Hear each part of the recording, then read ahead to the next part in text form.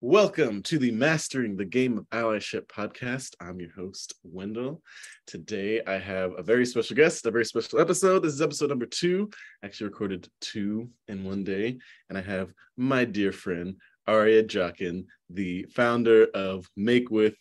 Tell us about yourself. What's MakeWith? What are you making with? That's a great question. MakeWith is a collaborative consultancy. We provide research, strategy, and design for organizations who are working towards a more just and democratic future. I love the name MakeWith because we make all sorts of things. What? It's like the opposite of Make For. Exactly. That is exactly the reason that we're called MakeWith. The collaborative democratic society, that feels like it ties it up. And you're in exploratory phases while you're talking to me. Like I love talking with people who are, as I like to call them, skilled helpers, but recognizing that as we're moving into the frontiers of what skillful helping looks like, language kind of fails and falls apart. And part of what I like to do in the podcast, or at least what I've decided I like to do, I'll be able to look back months later and be like, I did it. I think what I've intended to do is to provide a place for people to jam and kind of purposefully be messy about some of the biggest, toughest issues they're running through. And hopefully, like I said, like you say, like your whole deal is in collaboration and by practicing in public, get a little clearer on how can we help make the world a better place. That sounds great. Let's do it. Let's do it. So we had a conversation right before we started recording that was very interesting to me. Maybe the episode title will end up this way, I don't know. But it was around the feeling of being an alien, that there is this world space that once you reach a certain level of skill, either through knowledge, either through just personal development, access to resources, whatever you want to call it, the ability to speak the language of the place that you left, that you gain the skill to be able to help, a gap starts to emerge. And the thing that was very interesting to me that I want to dig into is this idea of alien allyship. I particularly struggle with this as I've tried to bring fun and play and ease and games into skilled helping in a cultural context that says skilled helping should be painful and top down, and this should be a struggle, and the meaning comes from struggle. And I'm here being like, no. And then people are like, I don't even know what to talk to you about. And really enrolling people to that journey involves bringing them out of deep ontological safety, ontology being like ways of being, the model, their ground of reality you may have to take away from them to get them to the place that they're actively like moving towards. And I'm very curious about your experiences with this, especially when it comes to like justice. Yeah, absolutely. It's hard to be an alien in this way. I think so much of what I kind of try to do for folks when I'm being my most honest self, right? So kind of separated from, who am I in my business? Who am I in a client relationship? But when I'm showing up as my full self to conversations, to problem solving, to even brainstorming with folks, I have a tendency to call into question the basic premises, right? The conversation is even built on top of. I do that from a place of real joy and love and enthusiasm. Yeah. Right. Having followed the path, it also sounds like that's like one of the meta skills that got you to that place to be able to be helpful in the first place. You're like, oh, by challenging my premises, I got to this zone. Let's roll here. Let's challenge some premises.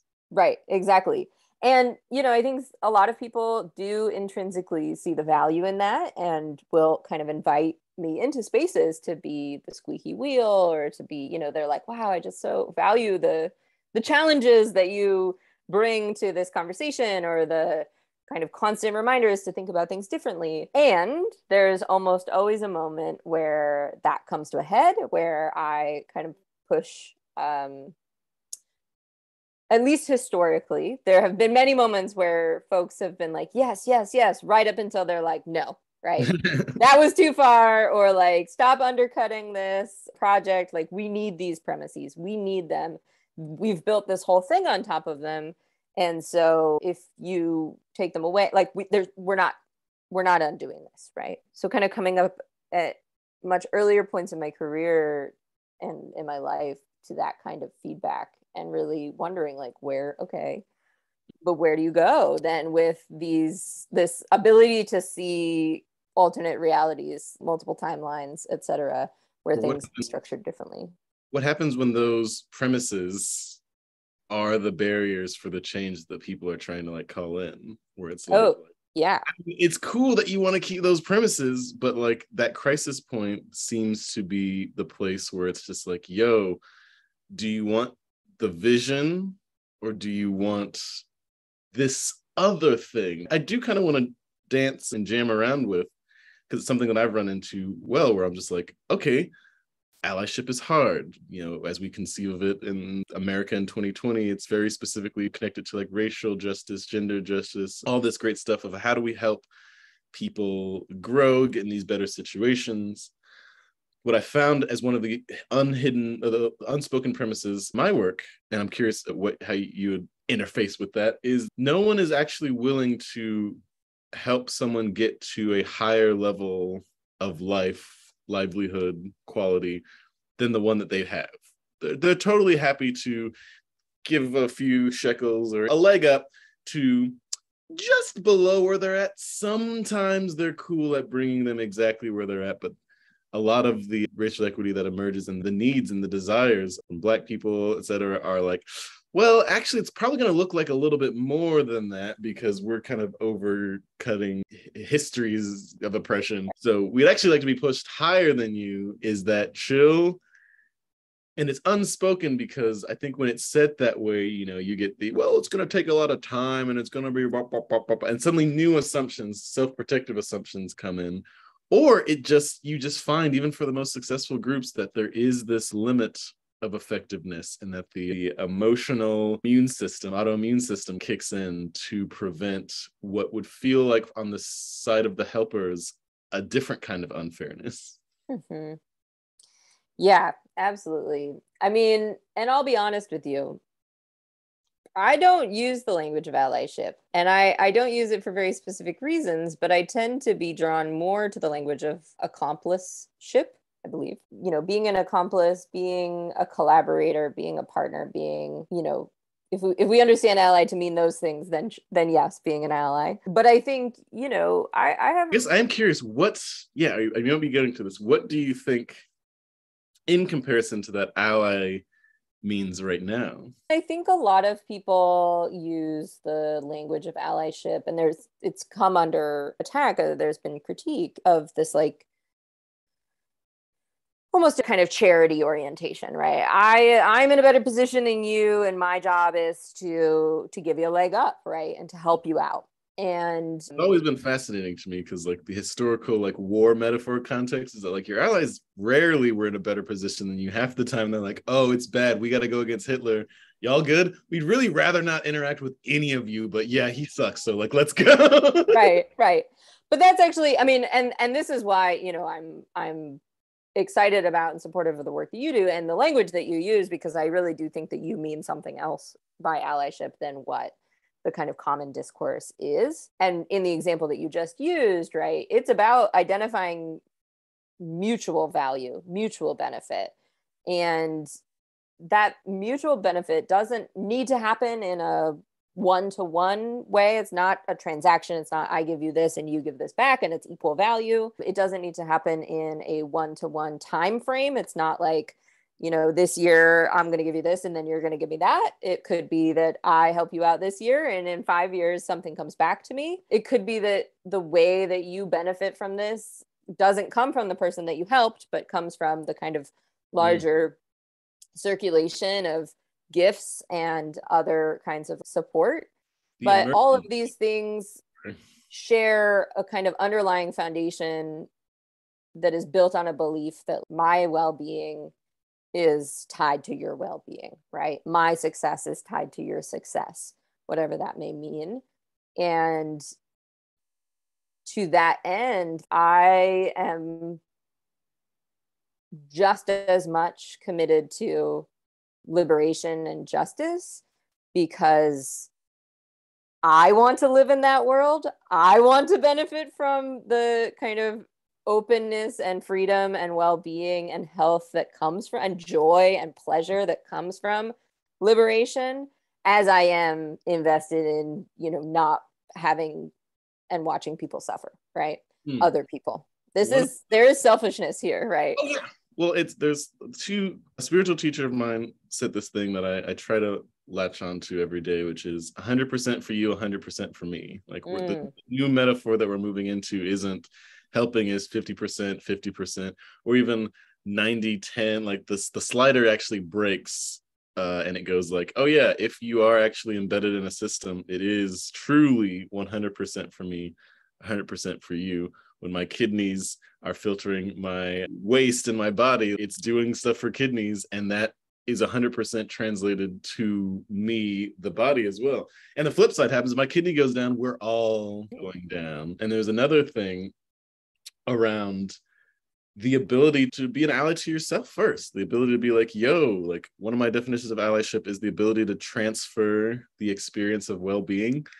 That's a premise that breaks the whole old model, because really allyship is falling apart right now because a bunch of unhappy, unwell people are trying to enroll other folk into their level of unwellness and policing against any type of wellness that might emerge that's separate from that. And either be it through ideas we were talking earlier about, just like, how do you ally with someone who literally has a nervous system that's rewritten differently? Like, if we all do what the Instagram therapists are telling us to do and get our breaths in and eat our veggies and drink our water and do our shadow work, we're going to have different nervous system responses than the set of people who we're going to try to help. But at least in my experience of sales at its highest, most healthy level, there is this empathetic game that happens. You do have to be able to communicate that you understand the frame that someone is coming from. And it feels weird, at least from like my point of view, the last 2 years of the internal transformation I've been going on. I feel like I've forgotten what it was like to be there. And that is one of the biggest barriers right now in my business, is that like, oh shoot, like it's like a memory. It's like I can't even remember been in the state that started me on the journey, and yet to enroll people on it, like I'm gonna have to be able to show up there. And that's really, I think, wrapping around this sort of like, how as the alien do you return to Earth and then be like, all right, here's the look. How do I use the language of the current model of motivation to get people on the train, the boat, the vehicle, whatever you do to do that? And at what point is that an abduction, if we really want to stretch this metaphor? At what point have I just been like, bonk, all right, let's get him? Yeah, I mean,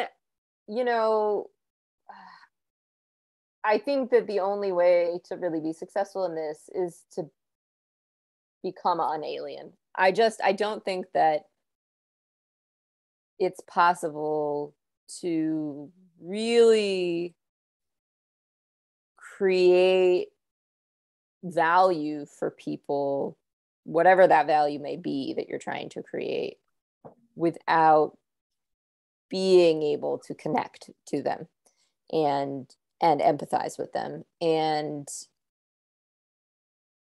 I think there are people and organizations and projects that do attempt to do that without empathizing, without building a bridge. And I think they're tricky. I mean, I think some of that is being a trickster in a way that's maybe exploitative and unhealthy, and is closer to abduction, right? The kind of manipulation of our emotions, our sense of well-being that major mainstream marketing tactics use to kind of create a sensation of need or loss in order to then sell us something, is very different than connecting to a real and genuine need or desire inside of a person and being able to, I've been there and I have something that I can share with you that you might find helpful. And that to me is real value. And I don't think that there's anything inherently problematic about creating value to share with people, right? There's a kind of common knee-jerk in like leftist circles and other circles of folks who care, which is to like associate economy with a capitalist economy. But at the end of the day, every society has an economy, and an economy is just a system, a set of rules, and a system by which we provision and distribute and produce goods and services, right? Yep. And that is a neutral. That is an inherent neutral. There are many different ways to have an economy. And so the creation of value for others, meeting of their needs or meeting of their desires, is, I think, what you and I are striving to do. And I think there's a real tension between, you know, how do you do that in a capitalist economy, and how do you do that in a way that doesn't make you feel gross inside, you know? Honestly, great. Let's go there. How feels generative, and it does feel like the question that I'm trying to answer for myself, a question that's alive for you, and hopefully it's a question that's alive for a lot of our listeners. So I'm curious, before we get there, because this is one of my principles of allyship, is we drill down into the specificity. So we have this broad agape love for humanity that I think our work is operating towards, but I will out myself as the set of allies that I'm choosing to do has pivoted from just the regular everyman to this, again, phrase called skilled helpers, and specifically skilled helpers who have already encountered tribulations on the road. What I've found is that it's very difficult for me to sell allyship to people for whom they haven't already ventured out and tried to do it themselves. I always joke, I'm like, I'm never going to meet a good ally. I use the word effective ally. I'm never going to meet them. They're too busy doing the thing. Why would they talk to me? Mm-hmm. But while there's a lot of people who are not good allies or not effective allies, there's actually a smaller set of people for whom have experienced, again, the trials and tribulations to be wise enough to have the discernment to know that I'm not a snake oil salesman, to know that what ways that they've tried haven't worked and are a little bit more open to making that pivot. And I guess what I'm curious for you and MakeWith is, do you have an intuition for who those people are? Like, who are the people that find out about you on Monday and on Tuesday, like, we gotta talk to this person? I'll say this. I personally operate at a variety of levels, but what MakeWith is trying to do is to work with folks who are in positions of a kind of power, who have resources of various kinds, or are trying to get those resources and continue to do really powerful work. But we're working with folks who might be able to see new ways of doing things, or have a kind of hunger or a desire for a new way of doing things, or a new kind of set of relationships, but have chosen to kind of try to unlock that by engaging with some of our more traditional structures and dynamics. And so, as an example, you know, in philanthropy, a lot of folks move into philanthropy because they really want to make a difference and move resources, which philanthropy absolutely does, right? There are larger critiques of philanthropy, which I don't need to get into right now, but in this moment in time, the work that needs doing needs dollars. And so there's a lot of potential to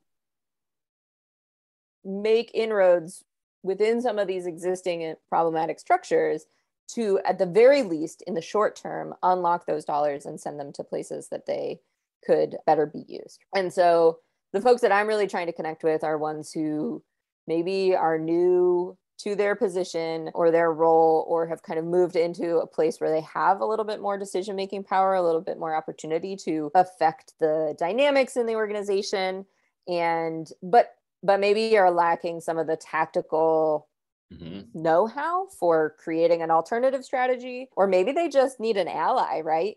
Maybe they need an ally. Right. This is the benefit of consulting and consultants in a lot of organizations, is really having an outside voice who's not entrenched in your internal organizational dynamics and power struggles to come in and say, we have done the research, we've spoken with everybody here, we've done this in a lot of other places, and this is what we think you might want to do.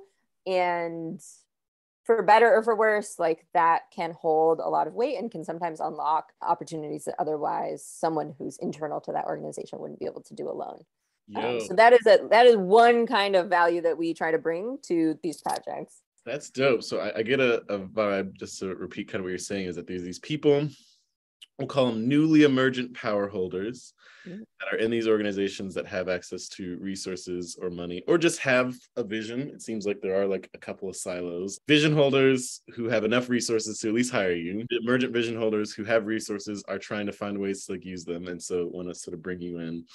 And people who need this experience of support. We did have a conversation earlier that I want to like fold in a little bit. I'm going to try and do it lightly, around exploitation, but also specifically around pain. Exploitation of pain seems like it is one of the unspoken paradigms of our like whole society. Like the moment before someone hires a skilled helper, it has sort of been ascertained, at least in this original paradigm, that they've experienced some kind of pain, some kind of conflict. It might not be like visceral, like a lot of people will maybe hire someone in an attempt to avoid pain, or an attempt to go like, ooh, I don't want to do that. But even to know the pain to avoid, if we play the anxiety game, it's one of my favorite games. It's not, I'm just trying to divest myself from it. You have to imagine the pain, even if it's just somatically, before you can take action and know that you found the right thing. So I'm curious, just to drill down a little bit deeper, if it is even interesting. I will open up by saying, like, I am very allergic to empathizing with pain. Part of why I'm having this podcast is to be like, hey, how can I be of help and service to skilled helpers out there? So to drill into that, like, what do you think the pain point experience is for the folk who you're trying to ally with? And without reproducing it, how do you be attuned to it? That's a good question. You know, one of the light bulb moments for me was working with a client who, you know, we had gone through the discovery phase, we had gone over what they're hoping to accomplish, and I shared my thoughts, you know, my approach. This is what, you know, we're going to do together. And they said, I just feel so relieved that you're here, that we found you, that you're going to help us with this. And I think that it's really easy to get overwhelmed. I think you and I know this as people who are vision holders of our own in our own arenas. It's really easy to be like, I know things can be different. I know things should be different. I have some kind of idea of how I want them to be different, but the mechanics of making them different it's really hard. And it's not something that everybody has had the chance to practice in a lot of different spaces. And I think even if it is something that you're skilled at, it's always helpful to have a helper, right, in those kinds of projects. So I think that a lot of times the folks that I work with are looking for kind of relief from a feeling of overwhelm, or the sense of partnership in this endeavor that is exciting, that is promising, that is potentially impactful, that they just don't have, you know, in their organization already. If they already had a whole team who was going to spin up and try this new initiative and design it and execute it, they wouldn't need me. But a lot of folks in their organizations were working in silos. We are kind of, you're not usually hiring, you know, organizations aren't usually hiring like 3 people for the same job at the same price, like, you know, salary level. So if you're a director, if you're a manager, coordinator, like, you're often working alone, right? With a hierarchy above and below you. So we kind of step in as a thought partner and as an experienced designer and strategist to be the partner that you wish you had in all your projects, right? Yeah, well, so I feel very tender to that, because what it sounds like is that if we're going to use the S word, at its core, from a narrative standpoint, again, mastering the game of allyship, so much is about how do you embody like your allyship superpower? How does that show up? And sometimes your impact has nothing to do with your superpower. And so I do hear this like very interesting narrative tension between the nitty gritty of what you offer, high level research, really strong sessions, the ability to like think multi-dimensionally. But the real thing that you're selling is, the fight that you're against, the pain that you're ameliorating is loneliness. is that there is there's aspect of our work environments, of our change making environments, where the biggest change is being done by people who are leaders, who, if they're leading in thought, they're lonely. They're the aliens. They're the ones who've gone out and ventured and found the new element in the seventh ring of Saturn. And they come back and they're like, yo, this shit is dope. I need a bunch of money so I can go get more of it. And everyone's like, nah, we just found out about this. This is whack. And giving people the emotional tools, it's not tools, but just the feeling of, no, we got you. Not only do we have like a more efficient ship that'll get you there sort of fast, like we see your issues, we see what's going on, and we can actually get you under budget. What would cost you several hundred thousands of like manpower, we've optimized and brought down in such a way that you can justify, at the very least, keeping the fight going until everyone kind of catches up to where your head is at. Which, at least for me, is not an angle that I really think about. I don't really think about myself as solving for loneliness, but as I even heard that in your story, I was like, dang it. Yeah, I think that might be a flavor of it too, in the sense of when people are really drilling into their superpower, when people are drilling into their uniqueness, they're also usually having to do it at the expense of connection. Like when you're really inviting people as the alien ally off of the planet Earth to come back down to it, you're asking them to sever deep level connections with people for the greater good. And it does feel like, I will cop to this in my work, that I haven't necessarily done the stewarding work to really appreciate that ask. Like I may be offering less than what I'm taking away by not really acknowledging the fact that, like, if I am engineering a certain type of pain by bringing this vision of what the world could be like, the cost of that pain is loneliness. And again, because I do work and partner and be an ally, like there is this relationship that people are being able to like interface with, that for the people who do go on the journey with me, I don't know if I would have had eyes to see that, like, just the companionship of just not feeling alone and crazy and isolated as you go do this work that like your heart is telling you is important. Yeah, absolutely. I mean, and I don't want to say that it is always an inherently lonely, but the way that our kind of culture, and especially our work culture, is set up, I think it lends itself to loneliness. And and even if it's not a question of other people not understanding, oftentimes your peers, your kind of thought partners and collaborators, they just have their own jobs, right? They have full-time jobs or full-time projects that they are not able to come and join you in the kind of world building that you're doing, or in the kind of story crafting that you're doing, or game changing, right? Whatever it is, however you think about what it is you're doing. And on the one hand, to me, it's kind of the biggest draw of entering into more experimental, more entrepreneurial projects, is this promise of collaboration, right? I've put my flag down and said, this is the stuff I want to do and what I'm thinking about. And I'm saying it out loud, and suddenly now I can better find my people. And the ability for the vehicles for us to collaborate with one another are fairly limited, and especially that are multidimensional in terms of both executing the visioning, executing, managing the kind of social and emotional experiences of trying to do new things and working on things, right? There's so many pieces that we need when we're making stuff happen with each other.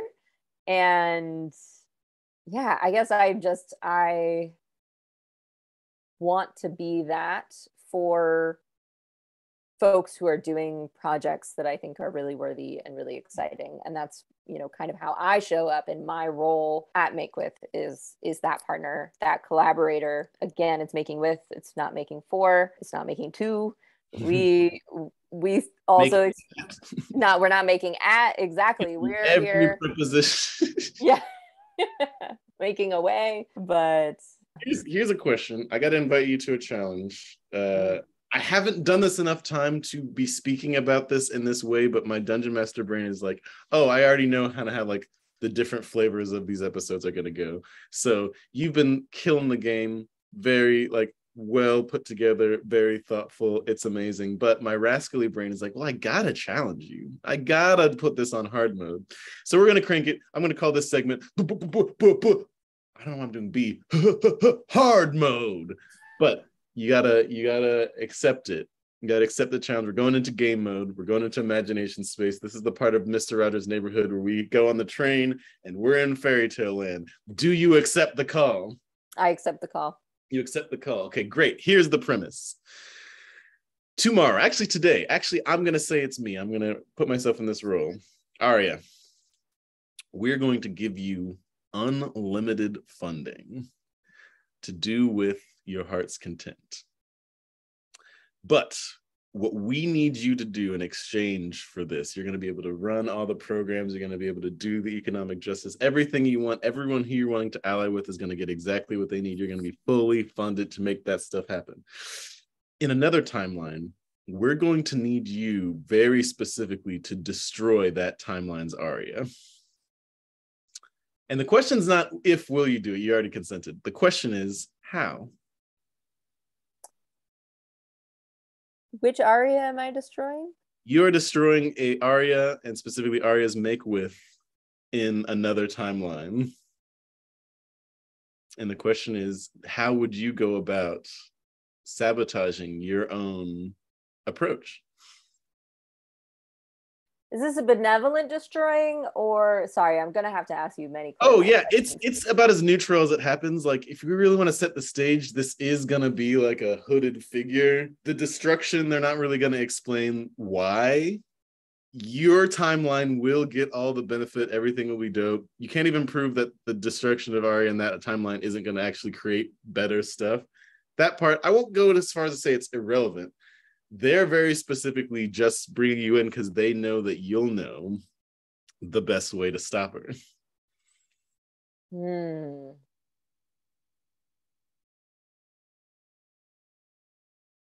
Is this is this about, like, because there are a couple ways to answer this question. Is this about, are you trying to get at, like, what is my kryptonite kind of question, or like, how would I like to go out? Like, you know. Honestly, as the hooded figure, I'm like, give us both. Okay. Because the Sounds kind great. of the cheater answer, right, is like multiple approaches to this. This is fantastic. I mean, the kind of cheater approach, right, to destroying the other timelines, Aria and MakeWith, is to make them obsolete, right? To create a set of conditions in which these superpowers are actually become and I can just, wither away doing watercolors in a monastery, into oblivion. Like, that's the dream way that I can go out, is just be relieved of duty, right? Duty, because someone's just doing it better, and you don't know that it's you from another timeline. So how would you do it better then? Oh.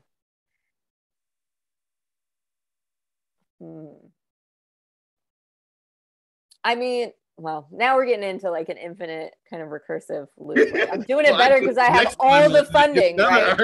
Yeah, like the other Aria doesn't need to do anything anymore because this Aria got all the funding and they fixed the whole situation. So no, fix it in a different timeline. This timeline, they only get the money if they destroy.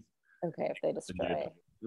I feel like I'm being a belligerent collaborator. You're showing up, and I will take the mask off sort of slightly. This is a shadow work exercise, especially for visionaries, and this is something I like to do. So I'm doing this because I'm modeling behavior that is really important, which is we all have like resources to get stuff done. We want to make things better, but we'll also always include our own premises to keep our approach going. The only person who really knows how to sabotage ourselves is ourselves half the time.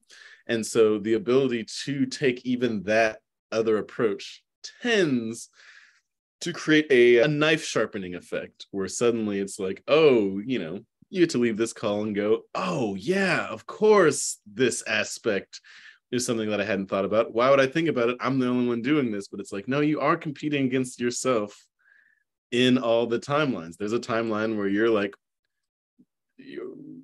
Mark Zuckerberg of that timeline, because MakeWith was so good. And then there's the version of you that's like, yeah, I did MakeWith for like a couple of years and I burnt out and it was super whack and I don't like it. And it's really the movement through the world building movement is for you to sort of align yourself on the normal distribution curve of possible arias and see how you can use that knowledge, self-knowledge, to create favorable conditions for yourself. Yeah. That's kind of what I felt into when I was asking the question. I'll be real. It was my Dungeon Master brain. I was just like, what would I do to a character to make a more interesting story? And I'm like, oh yeah, this is the devil's bargain for sure. Totally. No, and I appreciate that, because just as a like very analytical thinker, I really always benefit from the like, okay, but explain, like I make my therapist do this. I'm like, explain to me the premise of the question that you're asking me so that I can then respond, with the most information. So yeah, how would I sabotage myself? How do I sabotage myself? How might I sabotage myself? Yeah, I'm hearing Larry and Mo. Yeah, exactly. The 3 saboteurs. There are multiple answers to that as well. And I think the big one would be paralysis. Really failing to do anything at all out of fear of getting it wrong, right? That is always my kind of biggest block in all things, and always has been a kind of anxious need for certainty, which is impossible. And, in the face of uncertainty, kind of an unwillingness to act without, the promise, the guarantee that it is going to be okay. And, what I've learned over the years and what I'm working towards is a kind of fundamental belief that even if it goes horribly off the rails, it will also be okay. And that is, resilience, the kind of persistence of core goodness, a belief in one's own, right to exist and dignity and okayness, even if you make a mistake of grandiose proportions, right? And so that's really the biggest one. And I think, the other would be a kind of fear of mine, which is going off the rails in terms of losing one's internal compass, right? There's a kind of danger always moving through the halls of power. It can be seductive. It's something I'm very, very aware of. And we all have attachments to different versions of our lives and values that we have, and not all of those are easily kind of put down. So even though I may really have, I think, a strong internal compass towards, what is good work to do in the world, I have an ego too. And and it's hard to detach from that, right? And so I try to keep an eye on that ego and see when it might be leading me in directions that are out of alignment with my values, right? And that is, it is a real skill to trust oneself, especially, depending on the kinds of experiences you've had in life. Like, a lot of us are not taught to trust our internal compass, our internal voice. Processes, all those things that you're upending. Exactly. So there is a part 2 to this question, which is now you go into another room and a sort of white cloaked person appears and says, all right, so I heard that so-and-so is gonna, mess up timeline Aria. They've hired you to timeline Aria. Got it. Beautiful. Fantastic. We will pay that Aria exactly what he's paying you for you to also train them to be able to resist your sabotage. What would you teach that Aria? Knowing that they're going to get paid no matter what would you teach them? What experiences would you give them such that they are better stewards of the resources that they're going to get from having interacted with you? Okay, wait. This one's tricky, so I can... Too many Arias. which Aria am I training?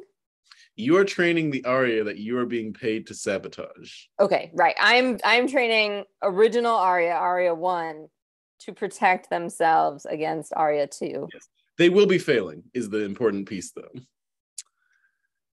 You will not succeed at making them succeed at MakeWith, but what you will be doing is giving them a set of experiences such that the money that they're going to get from the white hat, you're going to be a better steward of those experiences, of those resources. Okay. Well, I think I kind of have a natural instinct to roll these two things into one, because I kind of already started to go down that path, right? Which is, I would have gotten away with it too if it weren't for you meddling integrative kids. Yeah. So yeah, the antidote to paralysis, you know, in my mind, is a kind of resilient belief in one's okayness, right? Yeah. And so what experiences would you give yourself? Because you're just deciding the experiences. You can't just go in and flip the belief. Okay. You have to have gone through some stuff to get that far. Okay.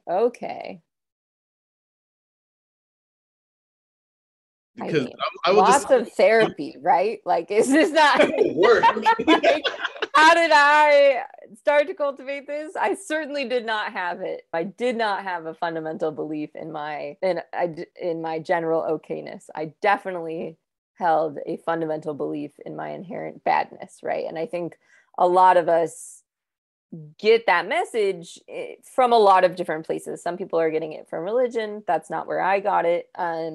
Some people are getting it from their families of origin. Other people are getting it from, you know, kind of general culture, media, marketing, right? There's a like, you're lacking. There's something lacking always, and therefore you must purchase or slim or whatever you're going to do to pursue goodness. But I, you know, experienced a lot of kind of fear of badness in moving through social justice spaces. Actually, there's so much panic and paranoia about one's goodness or badness, and what behaviors are problematic and toxic, and which behaviors make one a good ally or XYZ, right? And from a race perspective, from a gender perspective, so many different things. And I really, you know, whatever inclination I already had towards believing in my own kind of inherent insufficiencies or secret badness really got amplified as soon as I moved into social justice space and social justice discourse, right? This, and I'm not saying that this is not complicated, because it is absolutely complicated. But the discourse of like, yeah, kind of like, if you're white, there's kind of an original sin of whiteness, right? That I get paid a lot of money off of that original sin. If I'm exploiting any sort of pain, it's like, hey, what white person made you feel bad? I will at the very least sand down some of that for money. Right. Totally. Yeah. And like, also like, the original sin goes in all directions. Like, people of color are like, you know, informed of their inherent badness by white supremacy. And then unfortunately, and kind of complicatedly, like, there's a reversal, not a reversal, but like there's no reversals. That's not how that works. But yeah, a kind of paranoia and like guarding against badness among white folks or among non-Black other folks in those spaces that can really put one in a place where they're constantly monitoring their behavior to say, is this good or bad? The question that emerges for me, and we'll end it here. What type of badness would you have invited that Aria to do to learn about their inherent goodness? Another version of it would you put them more in social justice spaces, or would you take them out of them to learn about their inherent goodness? Experientially, that is. I think that I would put them in a relationship with people, all sorts of people. And what different people than they already got? I say this, I'm being glib just because like you're a very relative person. Like I'm like, oh, you're gonna give Aria more relation. Okay, great. Like that, they do that. But what is what's the flavor difference? Well, I mean, this is, yeah, it's hard to answer this without hard mode. Hard mode, right? The truth is, I may appear relative, and I am not, right? I have not been because I have been afraid of making mistakes, right? And getting hurt and hurting others. And it is much easier if you are incredibly worried about hurting other people to not be in intimate, complex, long-term relationships and community with people. And so in some ways, I want to say it doesn't matter who the people are, right? It's about staying in relationship with people because you will make mistakes and you will hurt people and you will perpetuate harm in all sorts of different ways. And if you are able to stay in relationship with people and investigate those feelings of harm and invest the experiences of harm that others have felt and the panic that one might feel in oneself of, oh my God, I have hurt somebody in some way and I must be bad, right? If you can stay there in that discomfort, then I do believe, like, hopefully, you know, maybe a little help from a friend or a therapist, that, you know,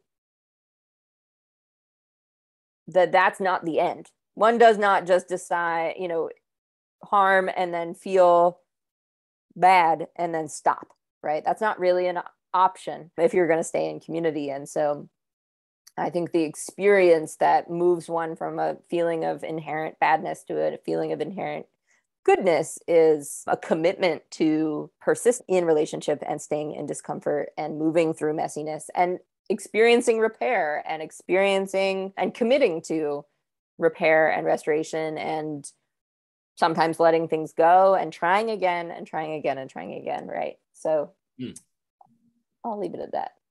Thank you for that. That was a whole damn sermon, and it's beautiful. And like it resonates like that. It's a tricky question, but I think that speaks to the power of what you do with MakeWith. Like that you didn't speak to anything that wasn't at the core of what you were already doing. It really just sounds like there's permission to do more. So that's what I would say at the other end. Not that I'm supposed to have like a little benediction or anything for anyone who comes here, but I'm excited to see what MakeWith does, because you get to keep those lessons of both the Arias. They're yours now. You get to just have them. Do whatever. That's your situation, and it feels like those practices themselves are your North Star. Like you get to just say, like, "Hey, am I relating more? Am I doing it? Great. Everything else is great. Everything else is Gucci." Right. Yeah, absolutely. And I will certainly make mistakes. And if you haven't, you know that Dark Aria made it into your timeline. Exactly. It's over, right? Somebody's rich, but it's not me.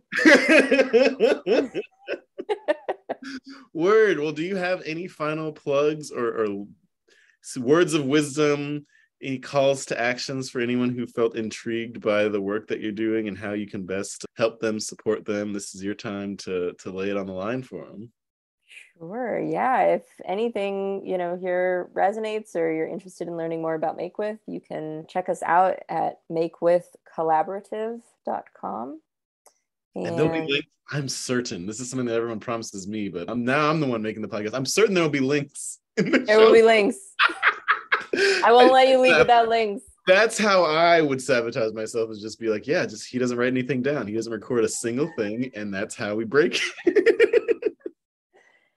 Which is very similar to not doing anything because you're it's fine. The only reason I get away with asking these hideous questions is I can't ask them without having asked them to myself. And so now I also get those lessons. Yay. All sit in the discomfort. I get to be in collaboration with people.